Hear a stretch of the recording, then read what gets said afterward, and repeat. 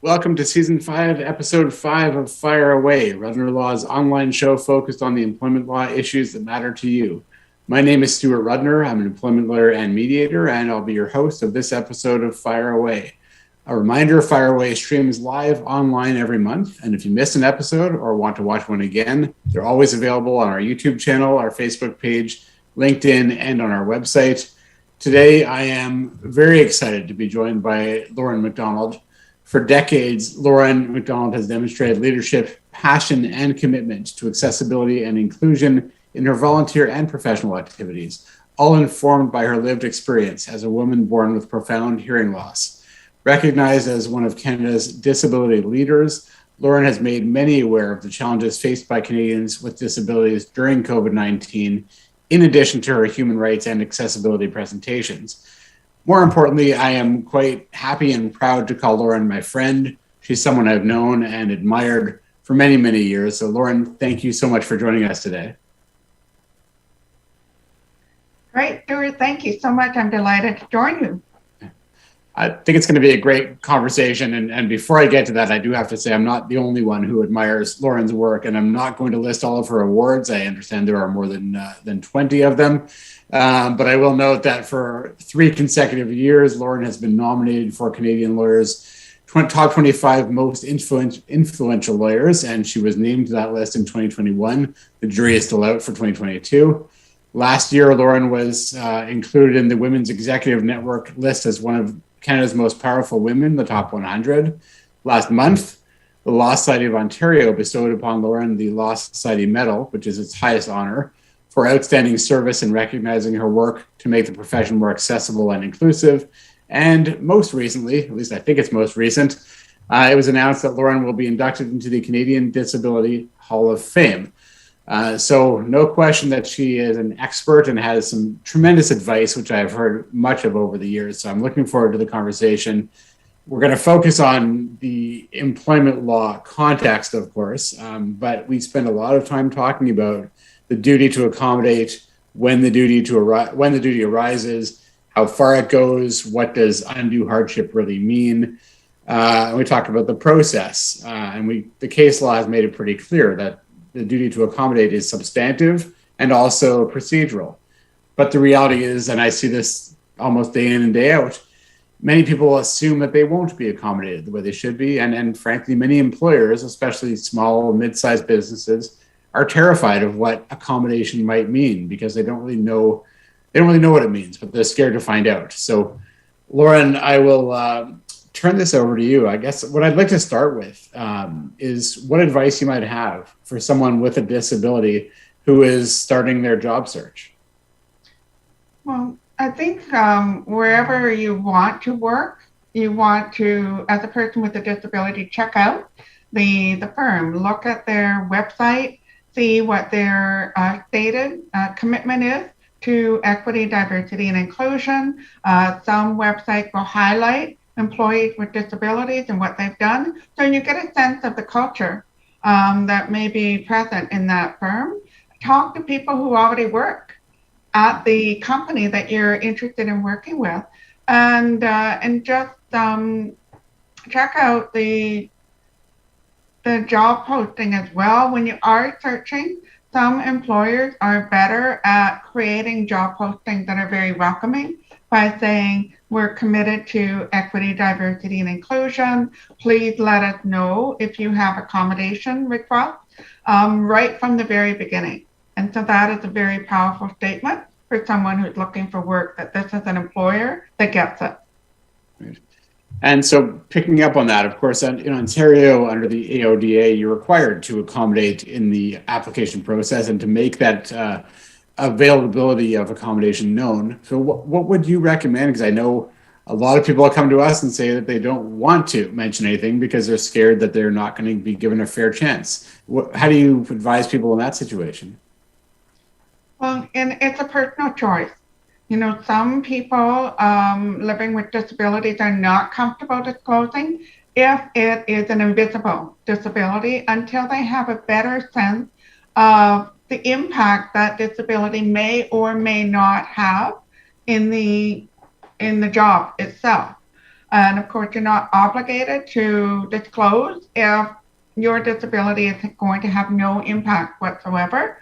For others, the disability is visible, and so it's kind of out there from the very start.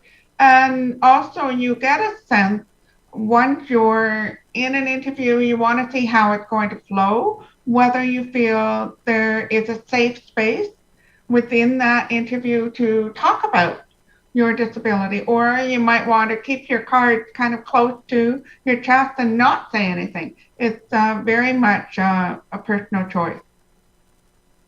And then I'll turn the tables and ask the question from the other perspective. I know, and we speak to a lot of smaller and mid-sized businesses, and like I mentioned in the intro, they're often just scared of what the duty to accommodate might mean and the cost that might involve. So, what would your advice be to those small business owners when they're in a situation where, let's say, someone who applies for a job does disclose that they need accommodation? Yeah, and you know what? There's a huge myth out there that accommodations are very expensive, and 80% of accommodation costs $500 or less. Most cost nothing because it could be as simple as timing. Maybe that person who is interested in working with you needs to come in later or have breaks throughout the day or what have you. So that's not expensive at all. Or it could be some job sharing, in that if one particular task is difficult for the person with a disability, they swap with someone with whom that's not difficult and take on a different task. Again, it's not expensive, or and that costs nothing. And so it's more about being creative in your solution and really having the conversation because everyone is an individual, and accommodation is not a one and done. And you need to listen to what the employee needs, and really it's a back and forth conversation.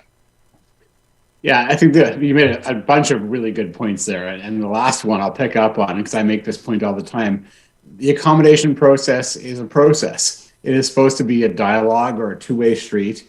And for the individual who is seeking accommodation, it's important that they understand that they are going to be expected to provide sufficient information so that the employer can understand why there is a need and what needs to be accommodated. And then their job is to go and assess how they can accommodate. But it's not, as you put it, a one and done. And employees need to be prepared to participate in that process, as do employers. But also, I think a lot of people are surprised that the employer doesn't have to give them their preferred form of accommodation. And we often see this where a doctor might put something on a note saying, they need to be accommodated with X, Y, and Z. And then the employer might come back and say, we will accommodate you, but we're going to do it in a different way. And I think a lot of people are surprised that they're able to do that and still meet their duty. And I don't know if you've seen that experience or have any thoughts on that. Well, the term is reasonable accommodation. Reasonable doesn't mean your preferred accommodation.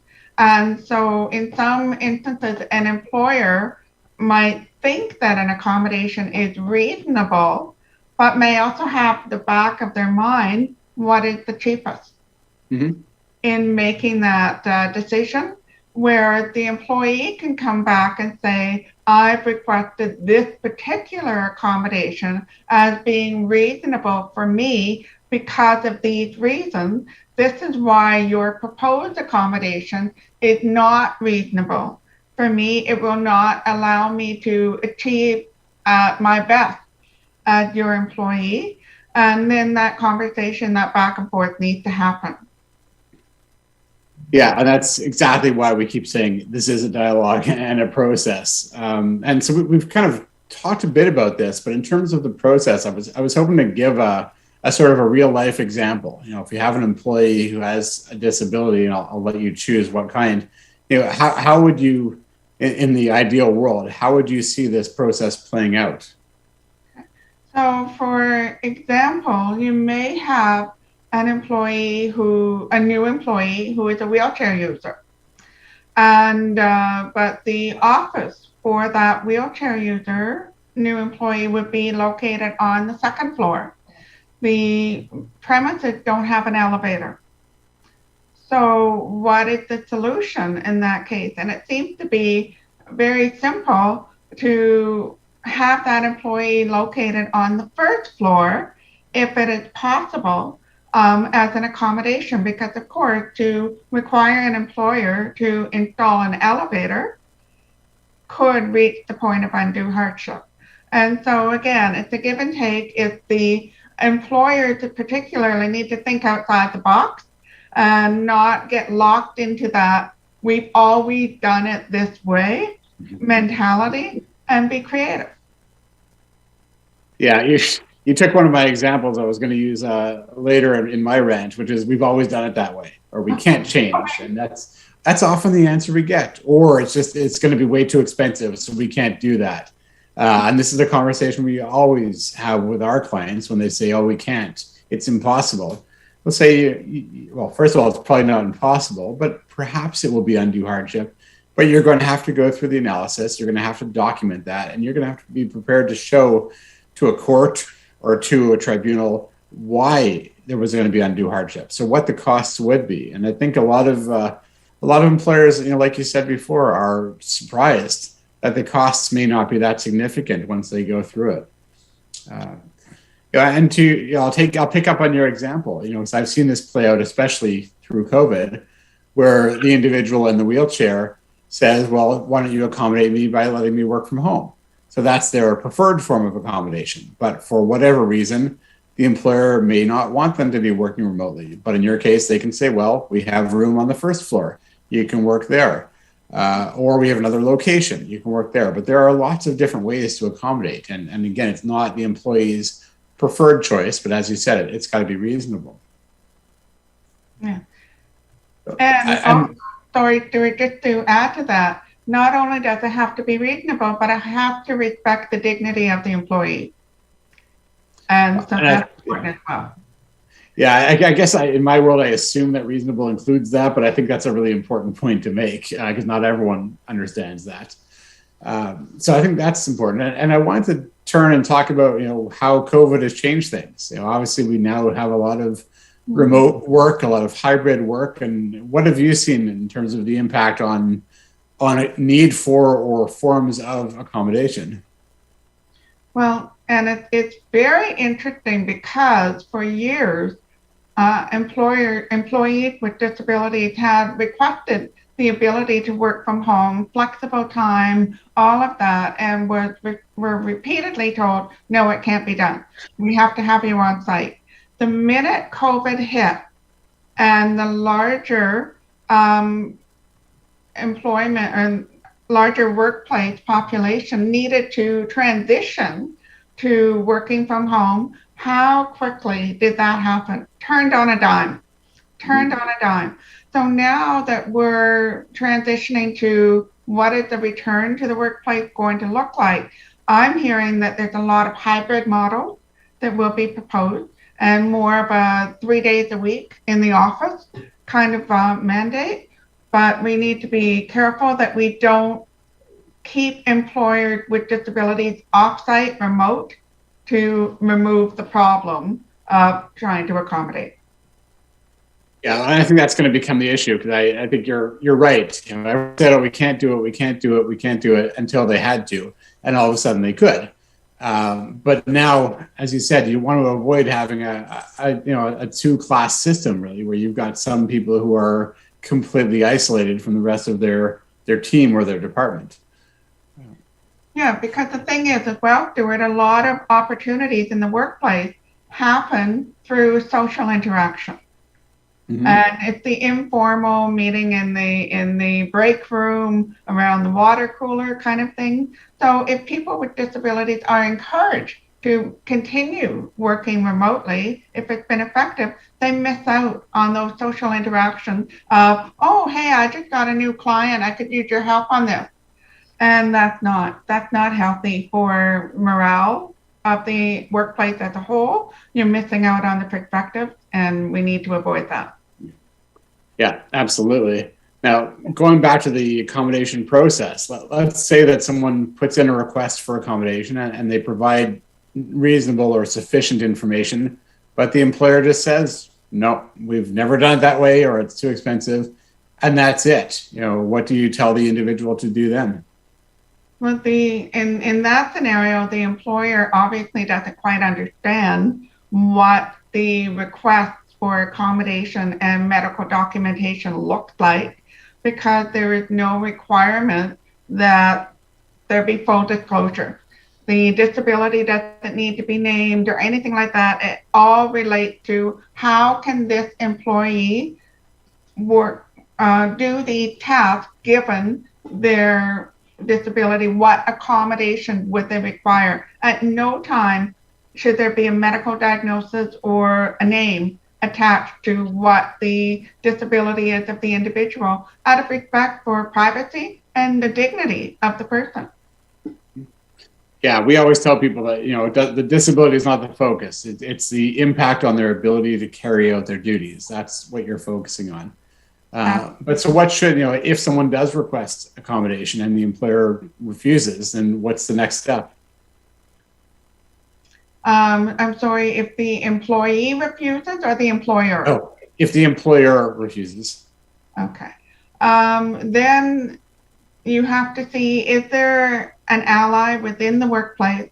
One would think that the HR department would be an ally to get involved. Now, if the HR department is the one that's refusing the accommodation, then you have to try to continue to have a dialogue. And if you as the employee don't feel comfortable, there needs to be an ally within the workplace. For example, if it's unionized, then a union rep could go in and have a conversation. But really, it's about unpacking the reason for the denial or the lack of understanding, and correcting any misconceptions, because that often happens. And again, it's about keeping the dialogue open, making sure that there's a safe space to ask the question, because as you know, in legal practice, it's not always a safe space at law firms to challenge decisions. And but again, every case is individual, and so that would be my overall view of that.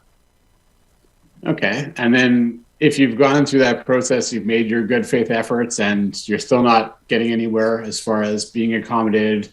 I mean, I know, obviously, I know you can go to the Human Rights Tribunal, but I guess I'm wondering about your thoughts as to what the best strategy would be for someone who has simply been told, we're not going to accommodate.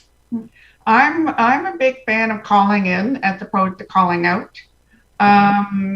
And continue to work, because I'm not a big fan of putting something on Twitter or going to the media or anything like that, because that just creates a potential for a relationship to go sour, which is not what you want.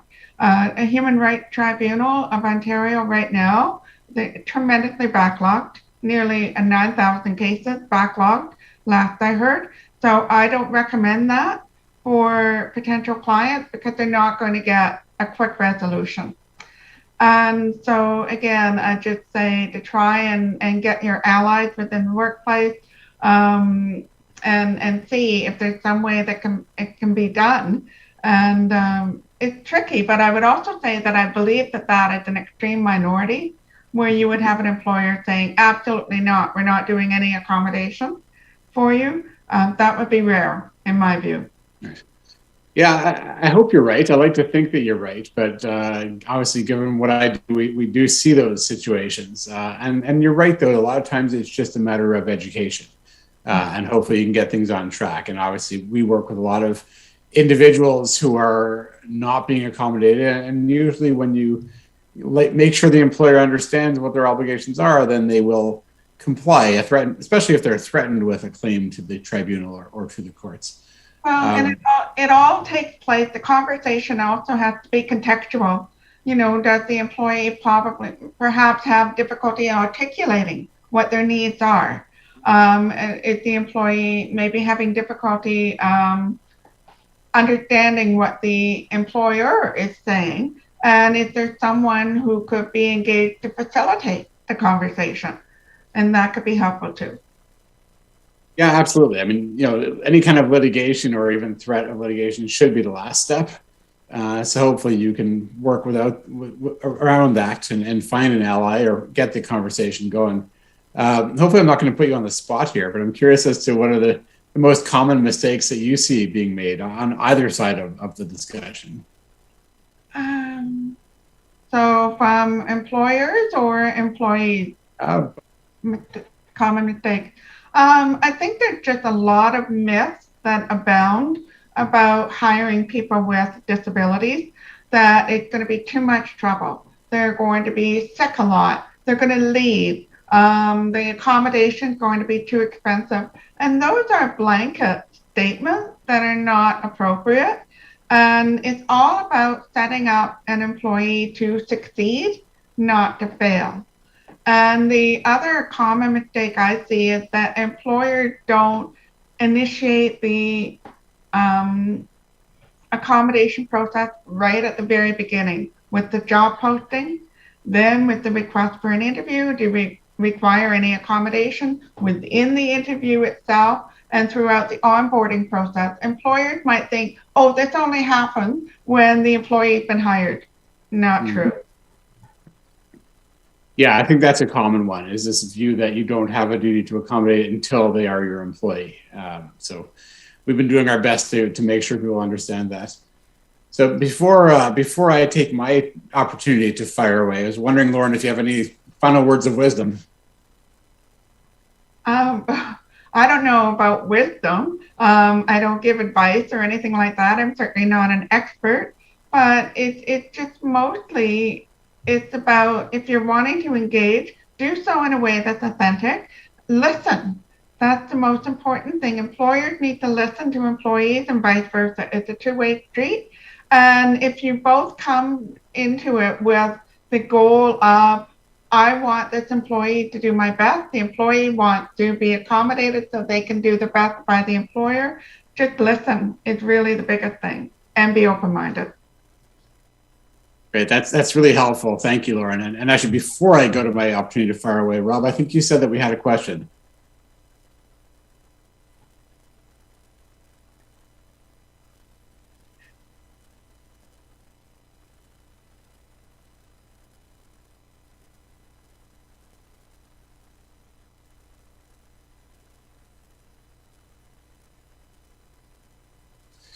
Great, thanks. Yeah, so basically the question, and we do see a lot of this, is where there's allegations of harassment and requests often for accommodation on the basis of workplace stress. And I think the follow-up to the question was essentially, the accommodation sought is that they be removed from any scenario that could cause workplace stress, essentially. And obviously the question was written from a perspective of cynicism, if I can put it that way. So I know we deal with this a lot, and we deal with it from both sides. We have employees who are genuinely in situations where, for example, their managers are abusive or harassing or bullying them, and it causes them substantial stress and anxiety. And what the doctor has said is, the only way that you can go back to work is if you are removed from that situation. But I've also dealt with this from the employer perspective, where they get a note like this out of nowhere, and they don't know what to do with this individual. And I mean, Lorin, I guess I'll ask you if you have any thoughts. If you were an employer and they received a note like that, would you have any suggestions as to how to handle that? It's such a difficult question because it's all, like I said before, it's individualized accommodation, and you need to be very mindful of privacy and respect. And so I don't really have anything more to add to what you've said. And it's very difficult to just give out a pronouncement of, okay, this is what you need to do, because unfortunately humans are not that easy. I was hoping that you had a better answer than I did, but it really is context specific, and there are legitimate reasons why an individual can be seeking that accommodation. And there are also situations where I think the individual is looking, sometimes it seems like they're looking for some sort of severance package, and they're trying to find any leverage they can. But this gets back to one thing that, Laura, you and I have said a few times. It's got to be a dialogue. So you don't just get the letter or the request and have to act. You are entitled to push for more information as long as you're pushing for information that's relevant. So thank you for the question. And now I will take my opportunity to fire away. And this, before I do, I'll pause. I'll take my opportunity to fire away now.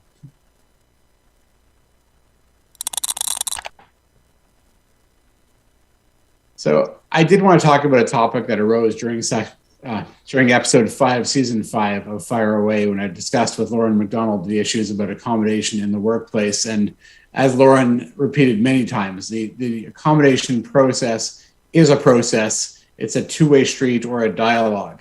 And what we often see is that dialogue never occurs. Sometimes we have employees who make a request for accommodation and then refuse to provide any information in support of it. Sometimes they cite privacy laws as a reason for not disclosing any information, which the employer really does need in order to assess the need for accommodation and how they can accommodate.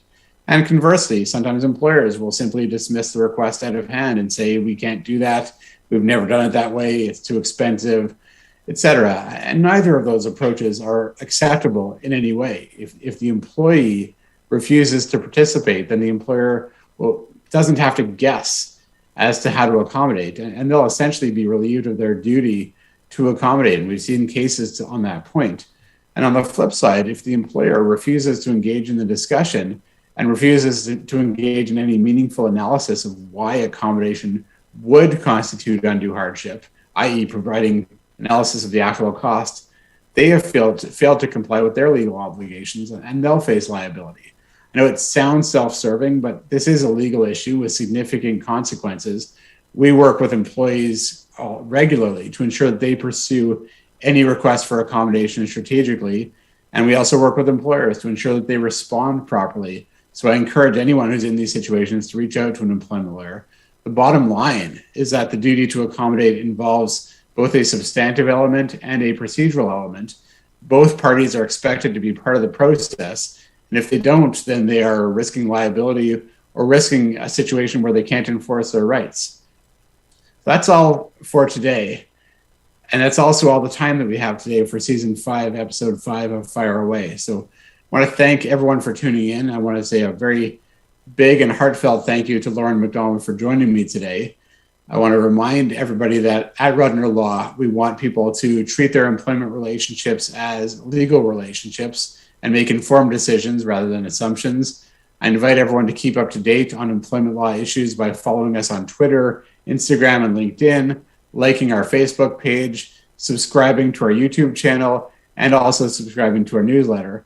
And hopefully one day I will not be saying this anymore. We're making progress on the COVID front, but we still have issues to deal with. So please check out our COVID-19 Resource Center, which will talk about workplace-related COVID-19 issues. And as I always say, none of the information I mentioned a moment ago replaces legal advice tailored to your specific circumstances. If you think you might need an employment lawyer, you probably do. So feel free to reach out to us. A reminder, the past episodes can be found on YouTube, on our website, and archived on Facebook and LinkedIn. If you like our page or subscribe to our YouTube channel, you'll get notifications. Our next episode is going to be on July 19th. I'll be welcoming leadership coach Jennifer Block for a discussion on mastering difficult conversations and becoming conflict confident. So I'm very much looking forward to that discussion. But in the meantime, wish everyone a wonderful summer, which starts today. And I want to thank Rob, Rebecca, and Mark for helping put the show together as always. Thank you for tuning in. See you next time.